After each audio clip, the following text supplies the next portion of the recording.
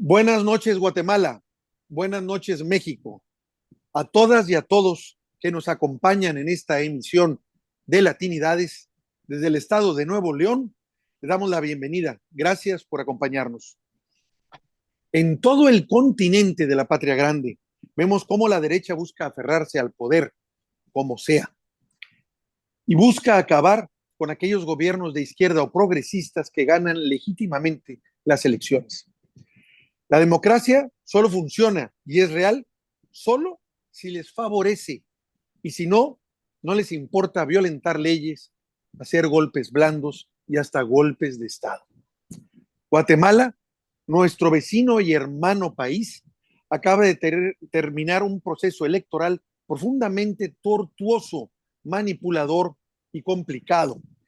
Y con todo esto se ganó con un candidato que no era el elegido por el pacto de corruptos que se ha adueñado para efectos reales de un país harto de tanta corrupción, impunidad y saqueo. Con todo, las elecciones no han puesto un punto final a esta guerra por seguir aferrándose al poder, sino que parece más bien que empieza otra etapa, un nuevo capítulo en la lucha por socavar las aspiraciones genuinas por una democracia verdadera.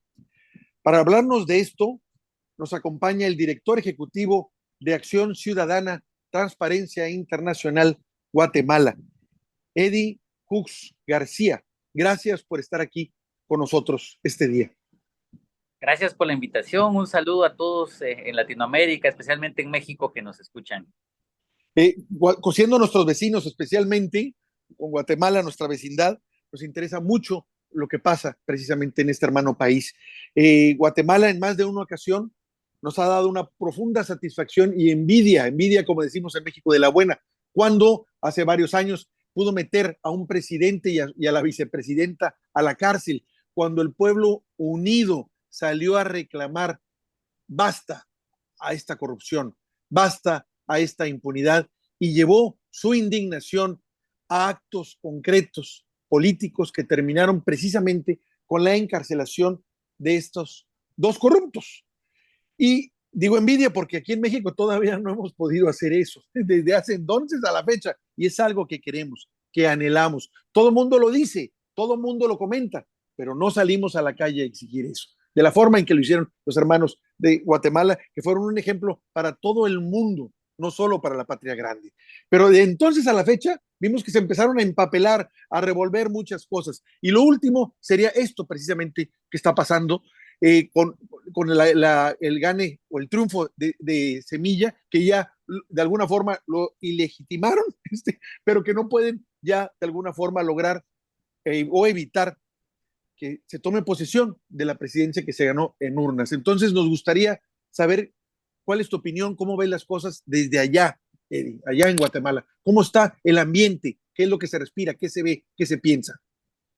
Pues mira, yo creo que gracias por el reconocimiento de esa lucha que ha tenido el pueblo de Guatemala desde el 2015 y mucho antes. Digamos, atravesamos un conflicto armado muy difícil, ha habido un trabajo muy fuerte para poder pues, estar en una democracia plena, en paz, y ha sido complejo.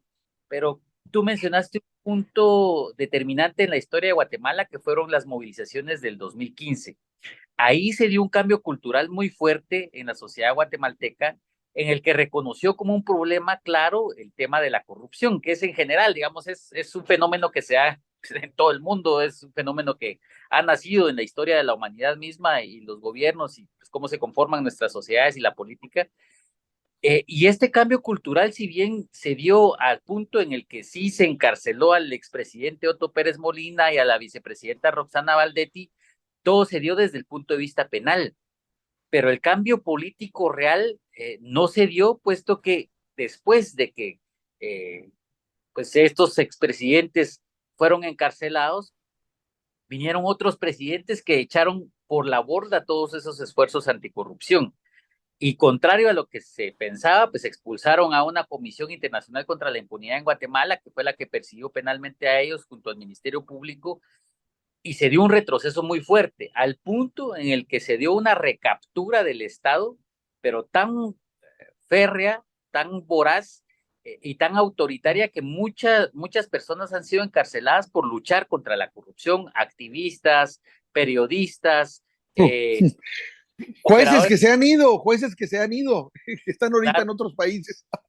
claro, no, hay 30 operadores de justicia de alto nivel que estuvieron en esa lucha que encarceló a Otto Pérez Molina y que pues la gente también después de las movilizaciones vio frustrada esa lucha contra la corrupción. Y más la pandemia, o sea, ya no se dieron esas manifestaciones de las que tú me hablas. Pero entonces, ¿qué salida encontró la gente? Y esa es la segunda parte de la historia. Ahorita en las elecciones de este 2023, este pacto de corruptos manipuló el proceso electoral, expulsaron a varios candidatos, A Telma al cual Cabrera, a los de CONAI, ¿cómo es los de CONAI? No se me va el nombre. ML, Codeco, los de Codeca, Codeca más bien, los de Codeca. Codeca, Codeca hizo a la política, que es el MLP, y Ajá. también usaron otro candidato que criticaba, que era de derecha también, pero que criticaba al gobierno, entonces también lo expulsaron. Es decir, y expulsaron al último candidato que fue Carlos Pineda, que era también, pues, del, no del pacto de corruptos, pero también planteaba una mafia que era competencia entre mafias, que también lo expulsaron. Entonces, prácticamente ellos mismos, al manipular el proceso electoral, allanaron el camino para que la gente se diera cuenta de toda esa manipulación. Y Bernardo Arévalo, que surge como un partido que compitió en las elecciones de 2019, que planteaba que ni siquiera dejaron inscribir a su candidata en el 2019, también sufrieron eso. En el 2023 sí fue inscrito, pero estaba en las encuestas hasta en el octavo o noveno lugar. Y la gente, como ya no pudo salir a manifestar, la gente empezó a ver esa manipulación del proceso, salió y votó sorpresivamente a favor de Bernardo Arévalo. Y sorpresivamente porque si hubieran tenido una posibilidad en las encuestas, también los hubieran expulsado como candidatos. Entonces llegan y pasan a segunda vuelta electoral y ahí es donde se vuelve un caos también porque empiezan a atacar al partido de Bernardo Arévalo, que dicho sea de paso es hijo de un expresidente, quizá uno de los más queridos acá en Guatemala, que fue producto de una revolución en el 44 al 54, que gobernó y planteó la infraestructura social y política acá en Guatemala, el seguro social, el código de trabajo y todo eso, viene por parte del papá de Bernardo Arévalo y es por eso que se da como un cambio cultural muy espontáneo en toda la gente, al punto en el que el apoyo hacia Bernardo Arévalo es muy amplio en este momento, pero por eso mismo estas mafias que están en el poder están atacándolo directamente. Mira, lo que nos dices es terrible porque, por ejemplo, en lo personal, hemos dado seguimiento a Guatemala y nos interesaba mucho la propuesta de Telma Cabrera y de Jordán Rodas, y vimos Sí, cómo precisamente que teníamos la idea, la esperanza de que ellos podían ganar, y vimos que ni siquiera les concedieron la oportunidad de concursar, por decirlo así, de poder entrar al proceso electoral, y los eliminaron. Y entonces, ya que se quedó, digamos, un baluarte de la sociedad de Guatemala con la posibilidad de cambio queda fuera, y entonces pudiera entender que apoyaron a Semilla porque no había realmente en ese momento ninguna otra opción. Al pacto de corruptos no le importó que participara Semilla porque lo veían muy abajo, y sorpresivamente la gente, que ya se da cuenta que ya no se las traga todas, votó sí, precisamente por ellos, y fue una sorpresa tan dolorosa para este pacto de corruptos que desde entonces lo que están buscando es bajarnos. sí, Eso nos queda claro. Ahora, te comento, también sabemos y se rumora mucho de que con Semilla no hay tanto problema como en otros países centroamericanos, incluso aquí en México, porque digamos que tienen contacto con la famosa embajada norteamericana, es lo que se comenta. Y yo digo, bueno, puede ser cierto o no, pero conozco también gente que dice, no importa, no importa, hay una enorme oportunidad de hacer algo ahí. Digo, bueno, ojalá, porque sabemos que en el caso de Estados Unidos, a través de sus embajadas, ya ha ido haciendo lo siguiente, la estrategia, apoya a la derecha, pero escoge algún candidato de izquierda también a qué apoyar. Por ejemplo, el caso de Ecuador es muy claro, han apoyado a toda la derecha y luego agarran, según ellos, a la izquierda del Pachacuti, que, no, que es totalmente falsa, y la ponen ahí para quitarse de encima, según ellos, a los candidatos de izquierda que sí les son incómodos. En el caso de Guatemala, yo cuando hemos hablado con personas sobre esto, decimos, bueno, vamos a ver qué pasa, porque los hechos son los que marcan. Tú puedes decir muchas cosas, presentar un plan de gobierno, y en los hechos te das cuenta para quién sirves. Si sirves al pueblo de Guatemala o sirves a una oligarquía o incluso a intereses extranjeros. Los hechos hablan por sí solos. Sí me preocupó, te voy a comentar, Eddie, que cuando ganó, dijeron el New York Times, ganó un candidato progresista en Guatemala. Por ahí tengo la nota. Cuando generalmente gana un candidato de izquierda que no les gusta o no les favorece, le ponen candidato populista. ¿Me explico? Ah, es populista, ganó la amenaza. Pero cuando dicen progresista, como que ya, como diciendo, ya la disfrazamos, ya puede ser de este lado. Y también me preocuparía mucho si al rato el Time lo pone al presidente electo en su portada. Diría, no, ya ahí está más claro de qué lado va. Esperaría que no, que realmente, bueno, he recibido ya por gente de Guatemala que tienen muy buena opinión de él como persona. Vamos, del presidente legalmente constituido, que tienen muy buena opinión, y yo espero entonces que en los hechos pueda quitar estas incertidumbres y dudas que se plantean, que son lógicas, dada la historia de todo el continente y sobre todo la particularísima historia de Guatemala.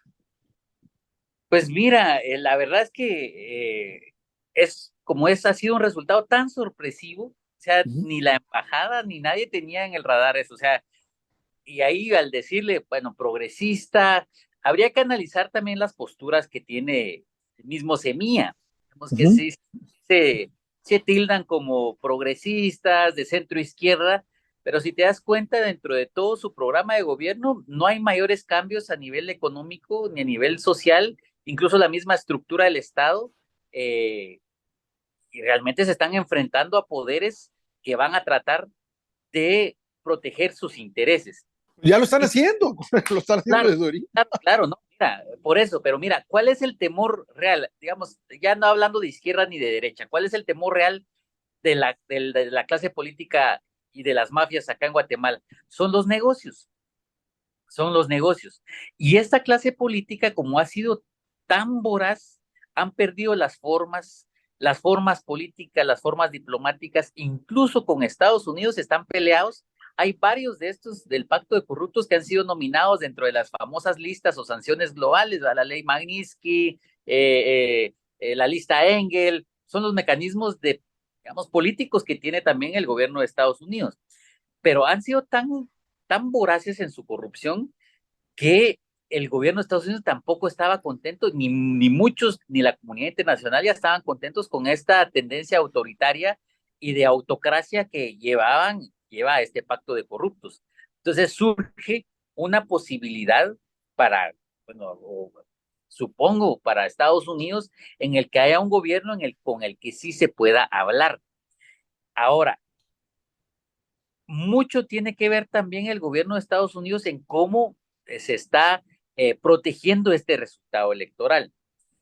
Mira, o sea, hoy la Organización de Estados Americanos tuvo una sesión permanente, una sesión del Consejo Permanente en el que han denunciado de forma inédita, creo que solo ha pasado en Nicaragua y en Venezuela, todos los desmanes, los abusos que han cometido en contra del partido Semilla, la extrema judicialización, los ataques, incluso denunciaron la Corte Interamericana un ataque en contra de la vida de Bernardo Arévalo.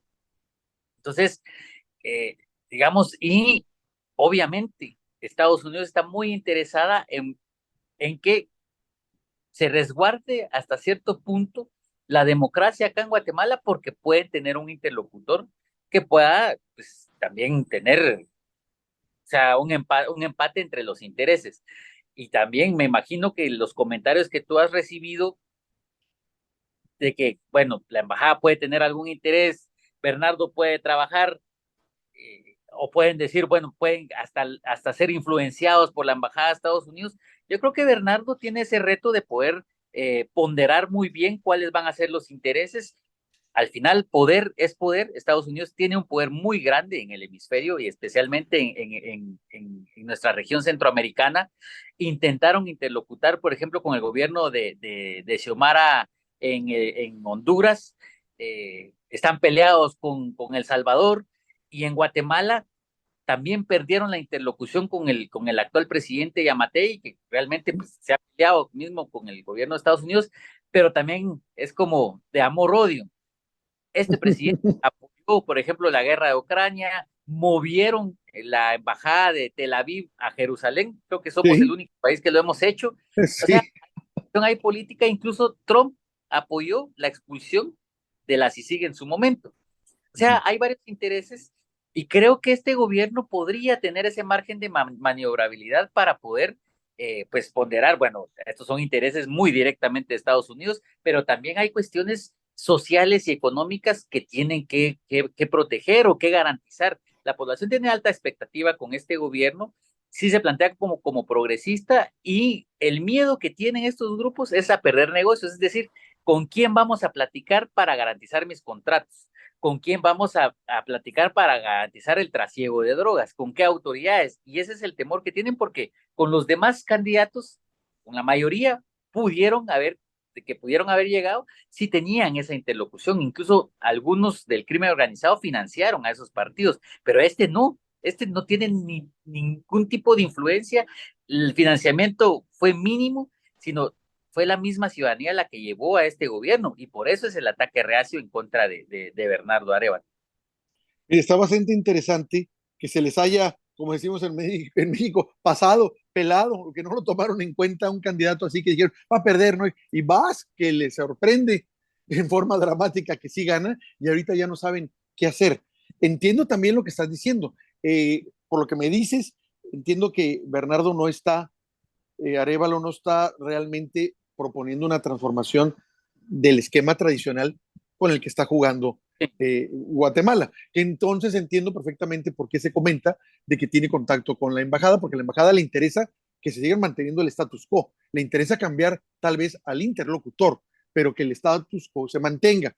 Y entiendo, obviamente, el reto que tiene el elegido ahora presidente electo allá en Guatemala en poder conservar un status quo para no tener problemas, pero al mismo tiempo poder tener margen de maniobra para poder cumplir con las altas expectativas que tiene la población con él. Y es entendible. O sea, a nivel internacional, que tengo contacto afortunadamente con muchas personalidades, las opiniones son que no, qué bueno, y lo entiendo, es una esperanza para Guatemala por primera vez ver un candidato así. De veras, es una bocanada de aire Sí, fresco, porque por años veía yo que cuando hablaba yo con amigos comunes como Álvaro Montenegro, que sé que ahorita está allá en Washington y que precisamente estaba participando la asamblea esta de la Organización de Estados Americanos, la OEA, cuando les hablábamos de posibilidades de medidas de izquierda allá en Guatemala, la actitud era, mira, lo que queremos es una derecha no tan descarada, no tan grosera, no tan violenta, tan brutal. Es todo, sí. una derecha más tranquila. O sea, no podían ni aspirar ya a una izquierda, sino a una derecha que fuera más civilizada, por decirlo así. Ujú. Porque con lo que nos estás contando era una vorosidad obscena lo que han hecho allá, este pacto de corruptos de la famosa CACIF, allá que es el centro patronal Sí. allá en Guatemala. No, mira, esa oligarquía es muy poderosa, o sea, es de las más poderosas en Latinoamérica. Son tan reacios, casi con una mentalidad feudal, que son los que están brindando apoyo ahorita al Ministerio Público y a algunos jueces para mantener esos ataques. Esa criminalización que se está dando en Guatemala en contra de operadores de justicia o activistas anticorrupción es impulsada por algunos empresarios que tienen esa mentalidad tan oligarca, pues, tan de proteger sus privilegios, y ahora con este resultado se ven expuestos, se ven expuestos en sus privilegios. Pero hay algo que sí hay que considerar de Semilla, y creo que es una de las debilidades que tienen que reconocer, es el hecho de que no tienen base. Tú me hablabas, por ejemplo, del MLP, de Telma Cabrera. Sí. O sea, ellos tenían base, pues tienen base. Codeca es un movimiento y el ala política pues era otra cosa, pero tienen un movimiento muy fuerte en las comunidades, en pueblos indígenas, en grupos campesinos, etcétera. pero Semilla, de los 340 alcaldes municipales, solo ganó uno. Eso es un reto muy fuerte. Es cierto, tienen una bancada de 23 diputados de 160, pero los otros, ¿qué? 120 diputados casi que están en contra de Semilla, pues, o sea, es una situación bien compleja, pero el Estado de Guatemala es presidencialista. Entonces, en el territorio, ponle el presidente o el ejecutivo nombra al director de salud, al director municipal, al director departamental, y todas esas estructuras que los mismos diputados negocian y están acostumbrados a negociar, que ahorita ven en riesgo porque esos ya no van a tener a su gente en esas posiciones clave. Y entonces, de alguna forma, podrían tener, digamos, depende de cómo se maneje el poder y cómo se maneje la ciudadanía y cómo puede, ahorita que hay un ímpetu ciudadano, hay una politización profunda en el que la gente está involucrada y está tratando de apoyar al gobierno, cómo pueden aprovechar ese ímpetu y que poco a poco también se puede ir ya perdiendo, pues, porque eso es muy espontáneo, los movimientos como los que se están dando acá en Guatemala son muy espontáneos y tienen que profundizar en el trabajo de democratizar esa lucha contra la corrupción o democratizar algunas decisiones para que efectivamente esas políticas que al final son las mismas, pues, o sea, estamos hablando de los objetivos de desarrollo sostenible, toda esa agenda que al final ya están incluso reconocidas por la mayoría de estados en el mundo, pues lleguen a la gente. Y por eso esa democratización tiene que ser impulsada por el mismo gobierno, tienen que abrirse, y eso también puede ser un contrapeso, primero para los grupos de poder que los están atacando, segundo para los intereses internacionales, digamos, Estados Unidos también tiene intereses en recursos acá en Guatemala, pues, o sea, hay temas de mineros, hay temas de hidroeléctricas, hay temas, obviamente, los recursos y especialmente el tema de migración, por ejemplo. Una de las cosas que puede ayudar a reducir la migración, por ejemplo, es mejorar los indicadores de desarrollo. Y eso es lo que impulsó el papá de, de Bernardo Arevalo en el 44 y que puede continuar con este gobierno, porque al final el gobierno del papá de Bernardo tampoco era que sea comunista, ni socialista, ni de ideología, no, impulsó instituciones de un estado de bienestar prácticamente. Entonces, y son los que se mantienen ahorita, son las reconocidas por la gente y yo creo que por eso es que la gente también tiene una confianza y una expectativa de este gobierno. Sabemos que andas corto de tiempo y queremos que nos puedas decir, en base al panorama que nos estamos viendo, de que la derecha salió un candidato que no tenían previsto, que a pesar de que ese candidato está muy acotado en términos políticos, que no tiene la mayoría en el Congreso, pero que siendo un régimen presidencialista en Guatemala como aquí en México, claro que tiene peso para mover ministros y todo y de alguna forma empezar pues a construir una agenda social. ¿Cómo ves tú las cosas? ¿Qué es lo que crees que vaya a pasar? Porque de entrada sabemos ya que de alguna forma el partido ya lo quitaron. Esta derecha dije, bueno, vamos a disolver ese partido. No pueden cancelarle, lo trataron de hacer, pues dijimos que es demasiado grotesco. Incluso cuando pasó la segunda vuelta que no pasaba y no se daba y no se daba, y ya no sabíamos si se iba a dar dentro de todas estas corruptelas, bueno, se dio. No sabemos qué vayan a hacer para impedirle que tome posesión o qué está pasando. ¿Cómo vislumbras tú las próximas semanas en relación a esto? Mira, yo creo que va a continuar el ataque en contra del partido y en contra de Bernardo. Tiene dos objetivos, creería yo, este pacto corrupto, esta derecha que tú dices, que al final son mafias, pues no tienen ideología. Ellos pretenden, uno, deslegitimar lo más posible al partido, decir que llegó fraudulentamente, que es un partido ilegítimo, tratar de atacarlo mediática y políticamente para que se desgaste. Y dos, tratar de evitar la toma de posesión de Bernardo, que eso lo veo muy difícil, digamos, a nivel formal, pero van a continuar. Y por otra parte, Bernardo va a continuar defendiéndose, el partido también, y mientras más atacan, más legitimidad le dan frente a una ciudadanía y también frente a una comunidad internacional. O sea, ahorita Cierto. el Consejo Permanente, todos los embajadores condenaron todo ese ataque jurídico o judicial e ilegítimo que están realizando en contra del partido y en contra de Bernardo. Pero aparte de ello, eh, van en las dos líneas, o sea, ellos están tratando de llegar a tomar posesión y los otros en no.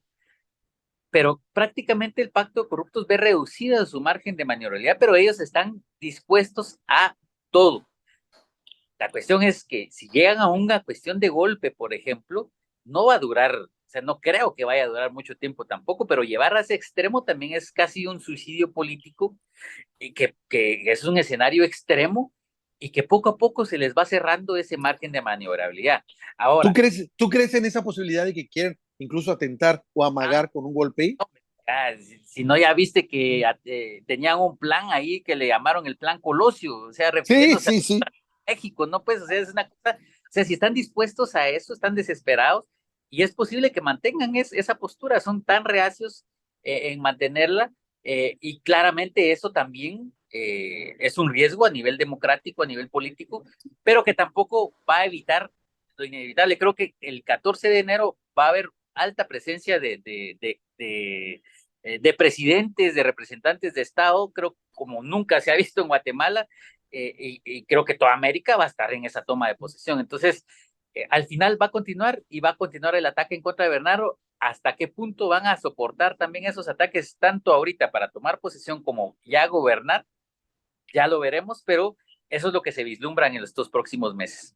Sí nos enteramos de ese famoso plan Colosio para Sí, eliminarlo y supimos también de las denuncias que hizo Bernardo en relación sí. a que estaba siendo amenazado de muerte. Dijimos, bueno, ¿qué está pasando? No puede ser, eso es aberrante que está pasando en este siglo y dadas las condiciones que ahora están en el mundo. Entendemos que estas oligarquías que siempre han persistido, por desgracia, como verdaderas sanguijuelas Sí. en toda América Latina, se resistan a dejar del poder, a dejar de seguir robando, porque eso es lo que hacen. Pero las mayorías mandan. El pueblo ya está cansado, está harto de esto. Sí. Vemos ahorita, nos preocupa esto porque vemos lo que está pasando también ahorita en Honduras, de que cómo están amenazando a Geomara, que ha estado siendo evidentemente un gobierno pro pueblo, cómo la oligarquía y la derecha están buscando también, amenazando ya con golpes de Estado. Y dijimos, bueno, ¿cómo está esta situación? O sea, en el caso de Honduras, ya hay un gobierno ahí que tiene ya más de un año y lo quieren bajar, ¿no? En el Uh -huh. caso de Guatemala, acaba de ser elegido y ya lo quieren quitar. Ya. Sí. Y en el caso de Ecuador, que también están a punto, ya van por la segunda vuelta, no quieren que ese se concrete, que no llegue. Ya han llegado también al extremo de matar a candidatos para que los Sí. culpen a ellos, poner amenazas de bombazos. O sea, imagínate, ese es el esquema de la derecha en toda América Latina. Acá impedir que ganen una segunda vuelta. En el caso de Guatemala, que no lleguen a gobernar. Y en el caso de Honduras, que ya están gobernando, que se vayan. Ese es el esquema de toda América Latina y es terrible poder decir esto y verlo, que eso es lo que está pasando. Pues mira, no te quisiera ya quitar más tiempo, Eddie. Te agradezco este panorama breve que nos estás dando, pero que no deja de ser preocupante. Y vamos a estar luego en contacto contigo, pues para saber qué acontece, qué pasa, porque falta todavía bastante tiempo para enero. No, faltan 5 meses, ¿no? Falta mucho, pueden pasar. Falta toda una eternidad para que este pacto de corruptos, un verdadero cartel de mafias empresariales enquistadas profundamente ahí en Guatemala, que han impedido su pleno desarrollo. Esas mafias, es muy fácil ver que mientras más riquezas tienen ellos, más pobres hay en los países donde operas. Ellos son los culpables de esa pobreza. Entonces, Guatemala no sería pobre, es pobre gracias a esa oligarquía. Estamos muy preocupados porque 5 meses suena a eternidad y para esta bola de cucarachos es mucho tiempo para poder seguir planeando y negociar y arreglar sus cosas. Vamos a estar atentos para ver qué pasa allá en Guatemala. Edith, te agradezco de veras esta oportunidad de escuchar de viva voz qué es lo que acontece y estamos en contacto para saber qué sigue, qué pasa, que esperemos que sea para bien, para el pueblo guatemalteco y para la patria grande. Edith. Claro, no, seguimos platicando y gracias por el interés que tienen en Guatemala también. Qué bueno, pues, o sea, necesitamos otras voces que magnifiquen lo que está pasando. Al final somos parte de este hemisferio, somos parte de un pueblo oprimido y estamos Yo preocupados. voy a aprovechar para siempre la cantaleta que siempre digo, Latinoamérica es darnos una identidad geográfica, pero cuando decimos que somos latinoamericanos, nos da la vocación de la integración y en este caso Claro que nos interesa lo que pasa con nuestros hermanos y hermanas de Guatemala. Estamos en contacto. Acuérdate, estamos para apoyarlos. Tratamos de ser esa ventana que rompe ese muro narrativo que imponen los medios hegemónicos de la derecha. Gracias, Edith. Gracias por esta charla. Un gusto. Buenas tardes. Igual.